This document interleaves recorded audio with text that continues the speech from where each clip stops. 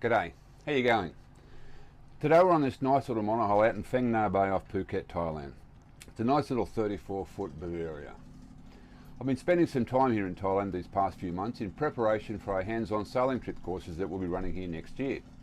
So today we're going to get down and dirty with some trip planning and get out there and do a run around the islands here off Phuket.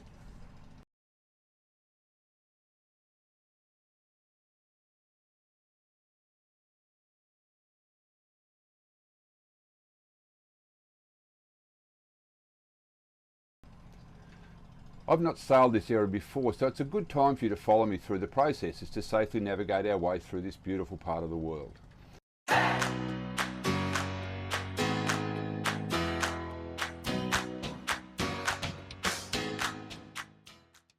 While we have a basic aim or a rough as guts planned itinerary for the next week, today's plan is to go from overnight anchorage here in Tonsai Bay on Koh Phi Phi Don or Phi Phi Island onto Koh Dam Quan via a slight diversion between Koh Yang and Koh Mai Pai.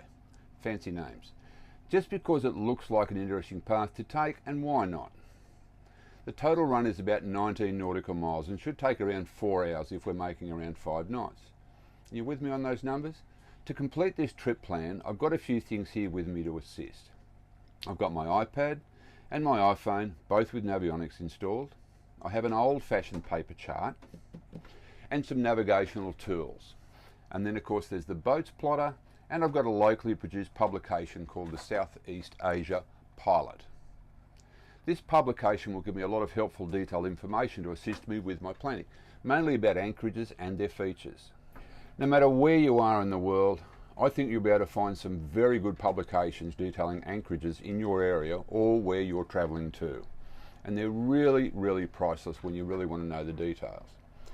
In addition to these wonderful tools, I've also got two perfectly good eyeballs to keep watch, and that's what they'll be doing throughout this short trip. It's important to note that here in Thailand there's so many fishermen and fishing boats in so many different types of boats everywhere. They're laying nets and many of them are running fishing nets out all over the place, and we have to be sure we don't get all messed up with it.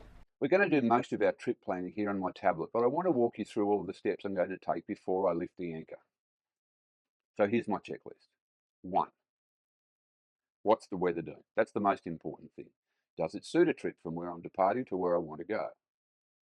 2. Something equally as important as the weather, and I hope this is an obvious one, is my desired destination. That is it suitable for me to anchor overnight?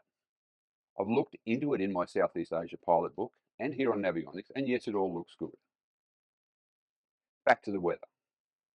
The forecast is okay. Light winds, west-southwesters, up to maybe 12 knots. Number 3 on my checklist is the tides. What are the tides doing? Are they coming in or are they going out? High tide is around 9:30 and it appears there's roughly a 2-metre variation in the tide today, and my charts tell me there's up to a 0.5 knot tidal stream cutting across my planned track. So there's no real problems there en route either. And tidal currents can be a big thing in many places around the world, so be aware of what they're doing where you are and take tidal currents into consideration when you're trip planning, especially if you're planning to run through narrow passages between islands or reefs. Understandably, currents run stronger in these places as the water is squeezed through the narrow gaps. We also want to be aware of the tidal situation at our planned destination. Will it be high? Will it be low? Will there be enough water for me to anchor safely? So to determine this, we will need to determine our trip time. We've established we've got about 19 nautical miles to run, or around 4 hours from here at Tonsai Bay to East Railay Bay or Nam Mao. Same place, different names. Go figure. So all things being equal, the tide should still be running out for roughly 3 hours after we arrive. That sounds good. We've accepted the weather is okay. The proposed anchorage is suitable. The tides are also okay. Next consideration, next checklist, number 4. We need to plot our course and be sure it's a clear run with no obstacles. And by obstacles, I'm not just talking about above water obstacles. I'm also talking about water depth, reefs, markers, and so on. Pretty much anything en route that could impede a clear run for us, and any possible heavy traffic of vessels too. From time to time, you might be tracking right through a shipping anchorage or entry into a busy port. So please be aware. As mentioned before, I'm using a very popular navigational app called Navionics. I've been using it for years and it works just fine as long as I'm strongly aware of several important things. 1. If I trust the app's automatic course plotting, I will come to grief and I will run aground. That is inevitable. And 2, what's my plan if my batteries go flat or I have no electronics to navigate with? Let's deal with the first potential heartache. Granted, Navionics does have an auto plot function that allows you to put in a destination and it will suggest a course for you. Usually one that's okay too, for the most part. But let me remind you, while it's a fantastic, well-developed piece of software, always consider it's out to catch you off guard and see you run aground, or at the very least, go the long way or the challenging way. So please, don't put all your trust in the software to safely auto-plot your course and then just take off. It will not end well. As skipper, you must check and take responsibility for your journey and everything associated with it. So take a good look through every aspect of your plotted course, and only when you're happy with it can you go for it, or should you go for it. If you're not happy with the app suggestion, that's totally fine. Manually plot your own course around the islands and the shallows and the reefs, or just make adjustments to the auto plot.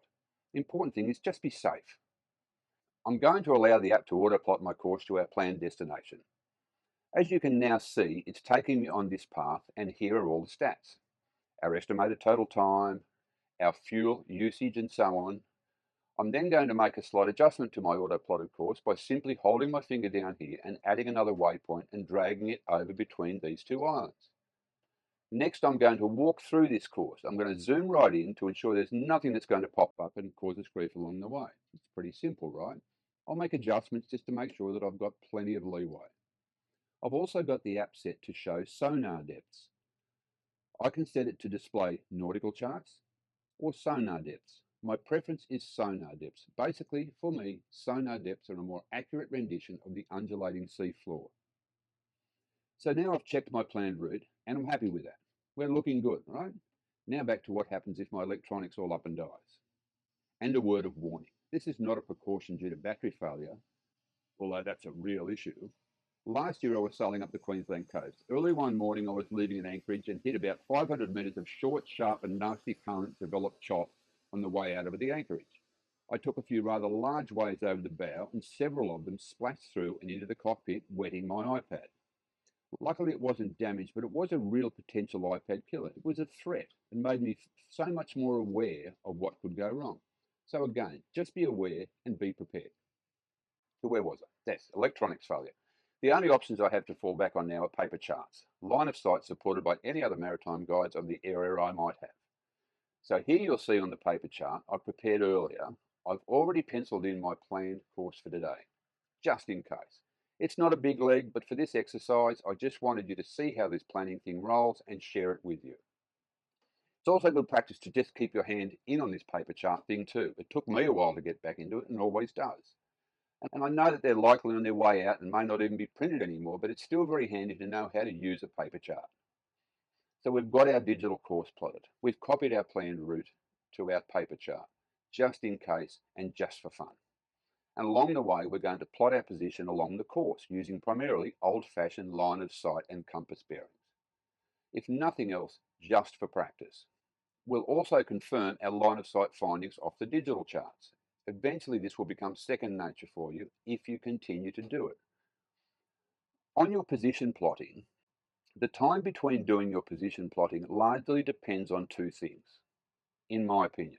One, the sea state, that is the conditions around you. The more unsavoury the conditions, the more regularly you should be plotting your position. Also, if it's night time, most definitely regularly, and I'd call regularly around every 30 minutes, especially if there's immovable shit around you. And when I say immovable shit, I mean like islands and reefs, etc., and markers and those types of things.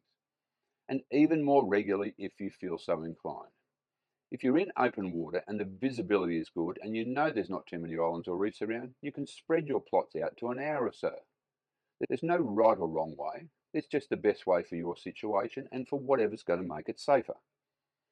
And that's where you're going to have to put your big pants on and make the right calls and use your discretion. So you got all that? Okay, moving right along.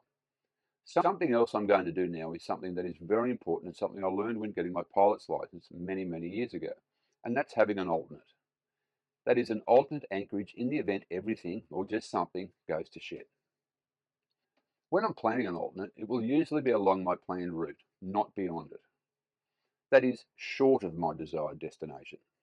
If the weather goes to shit, or you have a sail or engine issue, or somebody needs more rum, or something goes wrong, it's a whole lot more palatable pulling into your alternate on the way rather than having to slog it past your desired destination to conditions unknown.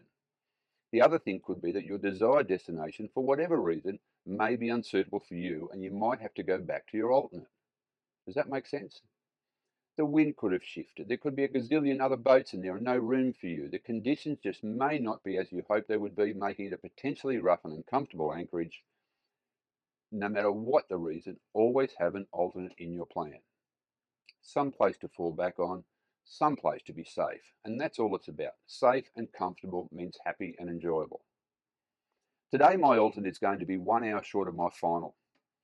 And the planned stop at a small island called Koh Dam Kwan. Koh Dam Kwan is roughly 16 miles or just over 3 hours at 5 knots. And it is quite possible this could be our overnight stop. We'll take a look at it on the way past and maybe make a decision then, because it's not that far off our planned route. And finally, once I've completed my trip plan and plotted my course, I'm now going to confirm that the total time for this leg of the trip gets me into my desired anchorage at an acceptable time, and calculate the time it might take to reach your destination and then return to your alternate in the event you have to make the call. You need to take those numbers into account, worst case scenario. Usually, you'll want all this to happen well before dark. So if I leave Tonsai around 9 or 10 this morning, a 4-hour run to my destination will put us in around 2 p.m, plenty of time. Or if we decide to stop at our alternate, that's even better, around 3 hours or 1 p.m. arrival. So we're looking good. Once I've done all this fun stuff, I'll make sure I've checked that everything on the boat is ready to go. You know, fuel, oil, water, provisions, and all the crew are aboard, at least the crew that I like. Looks like it's time to fire up the engine and make our move. While your engine is warming, you're going to do a run around the boat to make sure everything's stowed away safe and secure so that in the event there's a bit of rock and roll, all your shit doesn't end up flying all over the saloon, or worse still, shit on deck goes sliding over the side. And please don't consider the sea state as the only cause for rock and roll. There's often those monster fancy white boats that can go screaming past and throw off a massive wake just to piss you off. That's their job. Or there can be some slop as you pass close to a headland or an island. And it's always advisable to give islands and headlands a wide berth, by the way, because in addition to currents and chop, you can also get bounce back from swells rolling onto a rugged coast and bouncing back to you, making it somewhat sloppy. These are all real things that can get you rocking and rolling, so be prepared. Just stow everything away, tie everything on deck, and just secure everything. So there you have it. That's pretty much our basic trip plan. It's not that hard, but I do suggest you work up your own checklist of things you need to do until it becomes second nature. We'll have a PDF checklist online for our members, but if you're not a member, you can join or just make up your own checklist just so you don't forget shit. You can be assured the bit you forget will be the thing that causes you the most grief if things come unstuck. I know some people who still work off checklists even after years of sailing. It just makes sense. I also know if you're a pilot, for example, you're expected to do checks before each and every flight, forever. So, in summary, check the tides. They're favourable for my planned route and destination. I've checked the desired destination for suitability, and I've identified an alternate. Good job. I've checked if the weather is going to accommodate us in that anchorage and en route, that is the wind direction, currents and so on. All looks good there too. I've plotted my safe course and made notes of any potential challenges, reefs or otherwise, that might come close along the way. I've estimated my total time to destination at TTD and allowed several hours for lack of wind or other delays. Because I want to get there in the daylight, if possible, right, a whole lot easier than anchoring in the dark. And of course, we have sufficient fuel and water for the trip and other supplies. Looks like we're pretty much good to go. G'day again. Well, here we are. We've just completed the trip that we went through and did our trip plan for before. And I had these grandiose plans. I was going to do an en route rundown with you, and we're going to do our position checks and do all that bullshit along the way. But sadly, about 20 minutes after we left Tonsai, the rain started. No wind or anything, but just rain, and I wasn't able to bring all the camera gear and all the fancy high-tech nonsense out into the cockpit, so we just went for it. The basic wrap-up is that we went past our alternate on the way after the designated 3-odd hours, and we passed quite close. We diverted, had a look at the two options in our alternate, and at least we knew that we could come back if our final destination was no good. So we kept moving on. The other thing too with the alternate, it wasn't that flash. There was a lot of long-tail boats and tourists everywhere, and it was a little bit exposed. So we continued on to our destination. Everything worked out well. We got wet. We had a nice sail. We dodged fishing buoys and flags and all that nonsense all the way along, but nonetheless, it still turned out to be a pretty good day. So next time round, we might be able to do an en route. We'll do a trip plan, and then we'll do an en route rundown, and everything should work out honky-dory. So you guys have a great day. Look forward to seeing you on the water soon. Cheers now.